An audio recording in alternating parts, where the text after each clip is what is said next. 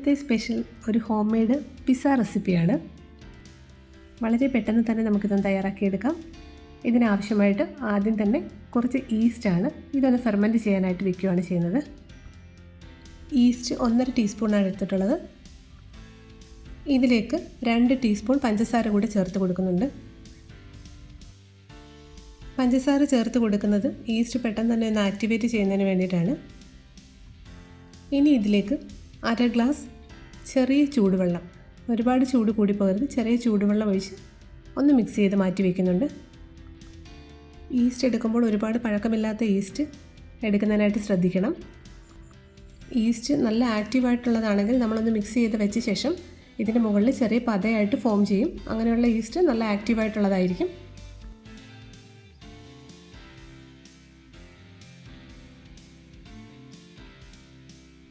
ഇത് മിക്സ് ചെയ്ത ശേഷം ഒരു 5 മിനിറ്റ് നേരത്തേക്ക് ഒന്ന് മാറ്റി വയ്ക്കുന്നുണ്ട്.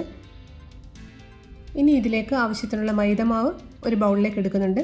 1.5 കപ്പ് മൈദമാവാണ് ഞാനിവിടെ എടുത്തിട്ടുള്ളത്.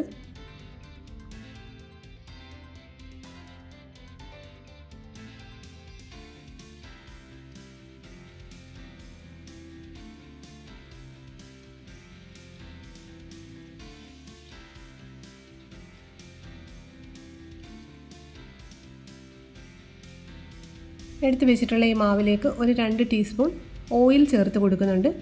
സൺഫ്ലവർ ഓയിലാണ് ഞാനിവിടെ ഉപയോഗിച്ചിട്ടുള്ളത്. ഇനി ഇതിലേക്ക് ആവശ്യത്തിനുള്ള ഉപ്പ് കൂടെ ചേർത്ത് കൊടുക്കുന്നുണ്ട്. അതിനുശേഷം നേരത്തെ ആക്ടിവേറ്റ് ചെയ്യാനായി മാറ്റിവെച്ച ഈസ്റ്റ് കൂടെ ഇതിലേക്ക് ചേർത്ത് കൊടുക്കുന്നുണ്ട്.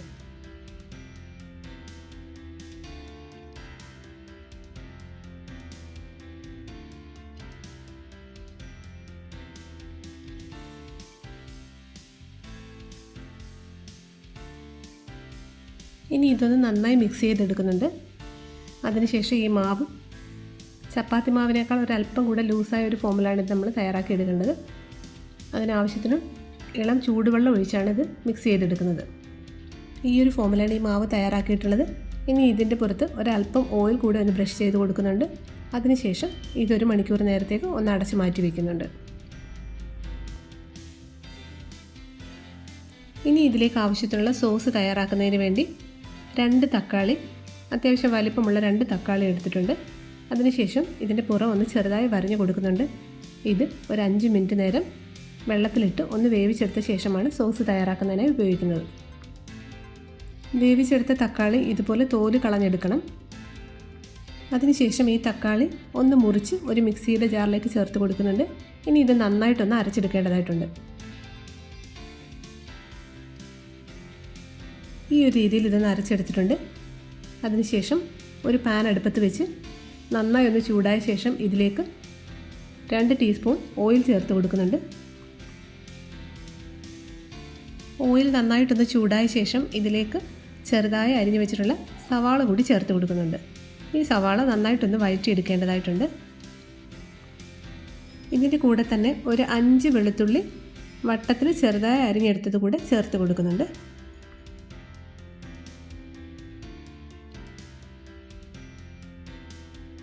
ഇനി ഇതൊന്ന് നന്നായി വഴറ്റിയെടുക്കേണ്ടതായിട്ടുണ്ട്. ഇതിലേക്ക് ഒരു 1/4 ടീസ്പൂൺ ഉപ്പ് കൂടെ ഞാൻ ഈ സമയത്ത് ചേർത്ത് കൊടുക്കുന്നുണ്ട്. അതിനുശേഷം ഇത് വഴറ്റിയെടുക്കാം.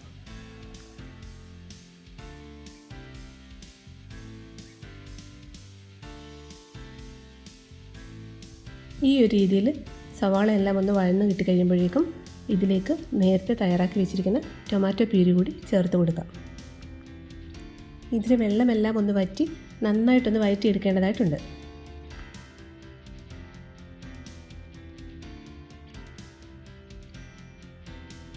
ഇനി ഇതിലേക്ക് ചേർക്കുന്നത് 1/2 ടീസ്പൂൺ ഒറിഗാനോ ആണ്. ഇതിനോടൊപ്പം തന്നെ കുറച്ച് ചില്ലി ഫ്ലേക്സ് കൂടെ ചേർത്ത് കൊടുക്കുന്നുണ്ട്. ഞാനിവിടെ വളരെ കുറച്ച് മാത്രമേ ചേർത്ത് കൊടുക്കുന്നുള്ളൂ. നിങ്ങളുടെ എരിവിനനുസരിച്ച് കൂടുതലായിട്ട് വേണമെന്നുണ്ടെങ്കിൽ അത്രയും ചേർത്ത് കൊടുക്കാവുന്നതാണ്. ഇതൊന്ന് മിക്സ് ചെയ്ത ശേഷം ഇതിലേക്ക് 1 ടീസ്പൂൺ ടൊമാറ്റോ സോസ് കൂടെ ചേർത്ത് കൊടുക്കുന്നുണ്ട്. ഇതുകൂടെ ചേർത്ത് നന്നായിട്ടൊന്ന് മിക്സ് ചെയ്തെടുക്കാം. ഇപ്പോൾ ഈ ഒരു രീതിയിൽ പിസ്സയ്ക്ക് ആവശ്യമായിട്ടുള്ള സോസ് തയ്യാറായിട്ടുണ്ട്. ഇനി ഇതൊന്ന് മാറ്റി വയ്ക്കാം. അടുത്തതായിട്ട് തയ്യാറാക്കുന്നത് പിസ്സയ്ക്ക് ആവശ്യത്തിനുള്ള ചിക്കനാണ്. ഈ ചിക്കൻ ബോൺലെസ് ആയിട്ടുള്ള ചിക്കൻ ഒരു ചെറിയ പീസസ് ആയിട്ട് കട്ട് ചെയ്തെടുത്തിട്ടുള്ളതാണ്. ഇതിലേക്ക് 1 ടീസ്പൂൺ കാശ്മീരി ചില്ലി ചേർത്ത് കൊടുക്കുന്നുണ്ട്. ആവശ്യത്തിനുള്ള ഉപ്പ് ചേർത്ത് കൊടുക്കുന്നുണ്ട്. 1 ടീസ്പൂൺ കോൺഫ്ലോർ ചേർത്ത് കൊടുക്കുന്നുണ്ട്. 1 ടീസ്പൂൺ ടൊമാറ്റോ സോസ് കൂടെ ചേർത്ത് കൊടുക്കുന്നുണ്ട്. ഇത്രയും ചേർത്ത് ഈ ചിക്കൻ നന്നായിട്ടൊന്ന് മിക്സ് ചെയ്തെടുക്കുന്നുണ്ട്.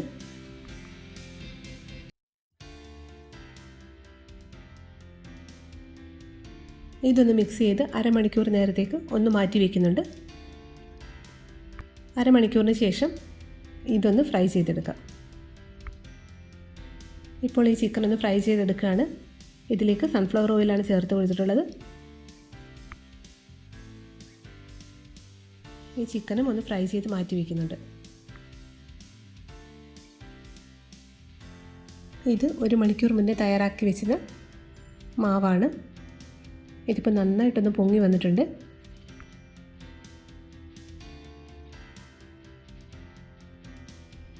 ഇതിനി ഒന്നുകൂടെ ഒന്ന് കുഴച്ച് ഒന്ന് മയപ്പെടുത്തി എടുക്കുന്നുണ്ട്. അതിനുശേഷം നമുക്ക് ഈ മാവ് ഉപയോഗിച്ച് പിസ്സ തയ്യാറാക്കാം.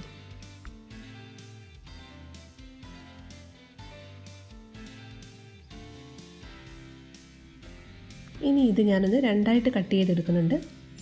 ഈ മാവ് ഉപയോഗിച്ച് ഞാൻ 2 പിസ്സയാണ് തയ്യാറാക്കിയെടുക്കുന്നത്.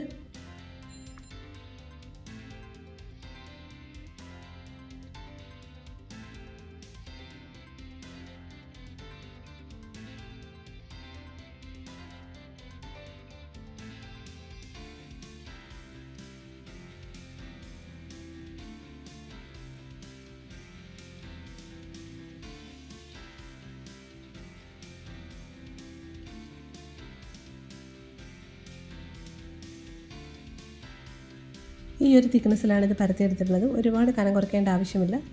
ഇനി ഒരു പാൻ അടുപ്പത്ത് വെച്ച് അത് നന്നായി ചൂടായ ശേഷം ഇതിലേക്ക് കുറച്ച് ബട്ടർ സ്പ്രെഡ് ചെയ്ത് കൊടുക്കുന്നുണ്ട്. ഇനി ഇതൊന്ന് കുക്ക് ചെയ്തെടുക്കുന്നതിന് വേണ്ടി ഈ പാനിലേക്ക് ഇട്ട് കൊടുക്കുന്നുണ്ട്. അതിനുശേഷം കൈ കൊണ്ട് ഒന്നുകൂടി ഒന്ന് ഷേപ്പാക്കി കൊടുക്കുന്നുണ്ട്. ഇതിൻ്റെ ഒരു സൈഡ് ഒന്ന് കുക്കായ ശേഷം വേണം ഇതിലേക്കുള്ള ഫില്ലിങ്ങുകൾ ചേർത്ത് കൊടുക്കുന്നത്.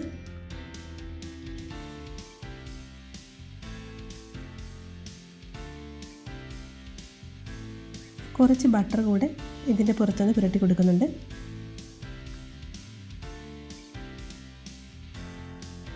ഇപ്പോൾ ഇതിൻ്റെ ഒരു സൈഡൊന്ന് കുക്കായി വന്നിട്ടുണ്ട്. അതിനുശേഷം ഇതൊന്ന് മറിച്ചിട്ടിട്ടുണ്ട്. ഇനി ഫ്ലെയിം ഒന്ന് ഓഫാക്കിയ ശേഷം വേണം ബാക്കിയുള്ള പ്രൊസീജിയർ കൂടി ചെയ്യുന്നതിന്. ഇതിൻ്റെ ഈ ഒരു സൈഡിലും കുറച്ച് ബട്ടർ തൂത്ത് കൊടുക്കുന്നുണ്ട്. അതിനുശേഷം നേരത്തെ തയ്യാറാക്കി വെച്ചിട്ടുള്ള സോസ് ഇതിലേക്ക് ചേർത്ത് കൊടുക്കുന്നുണ്ട്. ഈ സോസ് ഇതിലേക്കൊന്ന് സ്പ്രെഡ് ചെയ്ത ശേഷം ഇനി ഇതിലേക്ക് ചേർത്ത് കൊടുക്കുന്നത് ചീസാണ്. മൊസറല്ല ചീസാണ് ഇവിടെ ഉപയോഗിച്ചിട്ടുള്ളത്. ഇനി ഇതിലേക്ക് വെജിറ്റബിൾസ് ഒക്കെ ചേർത്ത് കൊടുക്കാം. ഞാനിവിടെ കുറച്ച് ക്യാബേജ് നീളത്തിലരിഞ്ഞാണ് ചേർത്ത് കൊടുക്കുന്നത്. അതിനുശേഷം കുറച്ച് ക്യാരറ്റ് ചേർത്ത് കൊടുക്കുന്നുണ്ട്. അതുപോലെ തന്നെ കുറച്ച് ക്യാപ്സിക്കം കൂടി ചേർത്ത് കൊടുക്കുന്നുണ്ട്. നിങ്ങൾക്ക് ഇഷ്ടമുള്ള വെജിറ്റബിൾസ് എല്ലാം തന്നെ ചേർത്ത് കൊടുക്കാം.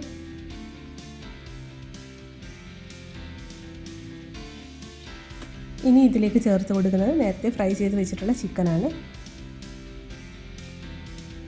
കുറച്ച് ചീസ് കൂടെ ഇതിൻ്റെ മുകളിലായി ചേർത്ത് കൊടുക്കുന്നുണ്ട്.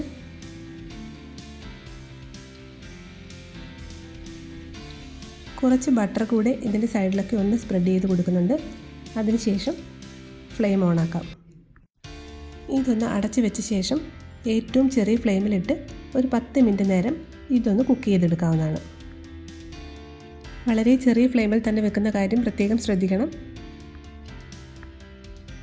ഫ്ലെയിം കൂടി പോയിട്ടുണ്ടെങ്കിൽ ഈ പിസ്സ ബേസ് നന്നായിട്ട് കട്ടിയായി പോവും. 10 മിനിറ്റിന് ശേഷം ഇതൊന്ന് തുറന്ന് നോക്കിയപ്പോൾ ഈ ഒരു ഫോമിലാണ് കിട്ടിയിട്ടുള്ളത്. ഇതിൽ ചീസൊക്കെ നന്നായിട്ടൊന്ന് മെൽറ്റ് ചെയ്ത് വന്നിട്ടുണ്ട്. ഈ ഒരു ഫോമിൽ വേണം കിട്ടാൻ. ചീസ് അഥവാ മെൽറ്റ് ആയിട്ടില്ലെങ്കിൽ വീണ്ടും ഒരു 5 മിനിറ്റ് സമയം കൂടെ ഒന്ന് അടച്ചു വെച്ച് കൊടുക്കാവുന്നതാണ്. അതിനുശേഷം ഇത് പീസസായിട്ട് ഞാനൊന്ന് കട്ട് ചെയ്യുന്നുണ്ട്. വളരെ ടേസ്റ്റി ആയിട്ടുള്ള പിസ്സ തയ്യാറായി കഴിഞ്ഞു. ഈ ഒരു റെസിപ്പി നിങ്ങൾക്ക് ഇഷ്ടമായെങ്കിൽ ചാനൽ സബ്സ്ക്രൈബ് ചെയ്യാനും ലൈക്ക് ചെയ്യാനും ഷെയർ ചെയ്യാനും മറക്കരുതേ. മറ്റൊരു റെസിപ്പിയുമായി വീണ്ടും കാണാം. Thank you.